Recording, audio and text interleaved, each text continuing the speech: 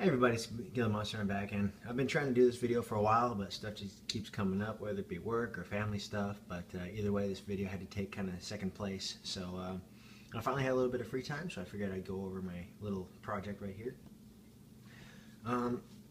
As most of you know, I'm kind of into doing like amphibious mobile suits and stuff like that because they have an option for perhaps a little bit more detail than the average mobile suit, just because of the fact that they're usually exposed to salt water and they've got lots of moving parts. So it leaves all different kind of interesting opportunities for grime and rust and just kind of a general, even like camouflage pattern. So what I was doing, actually, this one is an MSM-07 HGUC, and you can see like right over here, this is the original color. It was the mass production, not Char's mobile suit, just because this the plastic base color would make it a little bit easier to paint. So I decided to do something a little bit more kind of a camouflage paint scheme, as you can see right here. There's actually a couple things. I did a little bit of research as far as like how people would do like aquatic camouflage, and it's not quite like the digitized pattern like we think of for the most part. It's more along the lines of what kind of like sharks use. It's a technique called counter shading, where if you look at them, the way that they're camouflaged, they tend to be darker on the top, and then they tend to be kind of lighter on the bottom. Whoops.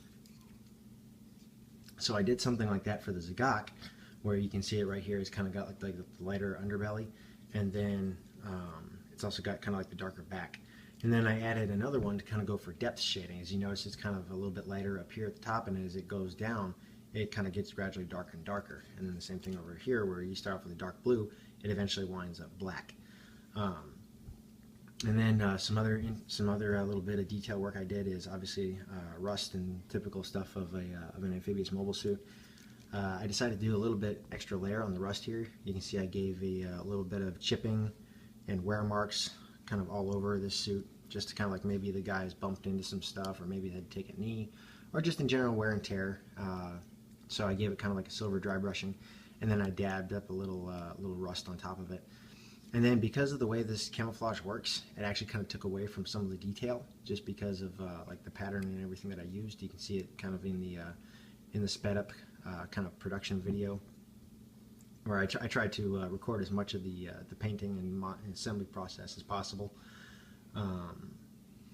But I basically just added these kind of like these detail stripes, kind of like right here on the arm, and then down here on the leg, just to kind of help break up the outline. And then for something what I did for like the eye, it usually just like a flat pink sticker. So instead of just leaving it like that, I painted over it a little bit just to give it a little bit more depth. And then, like say up here, like the guy's been using his rocket pods or his missile pods, whatever they are. They never really specify what it is, whether they're actually rockets or torpedoes.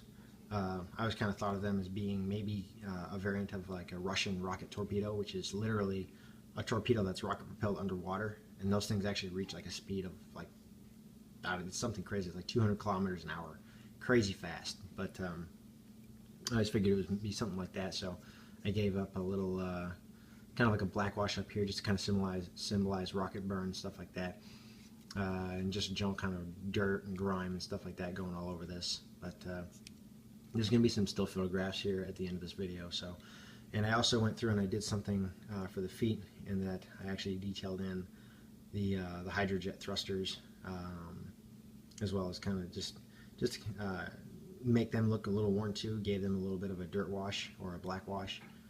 So but yeah, I think I'm going to try and do all the remaining kind of mobile suits that like the popular ones. So up next, I'm going to try maybe like the GOG or the guy, and maybe the Capul if I can get my hands on it. But that particular model kit is notoriously difficult to get a hold of. But anyway, so up next are some of the still photographs, and hope you enjoy.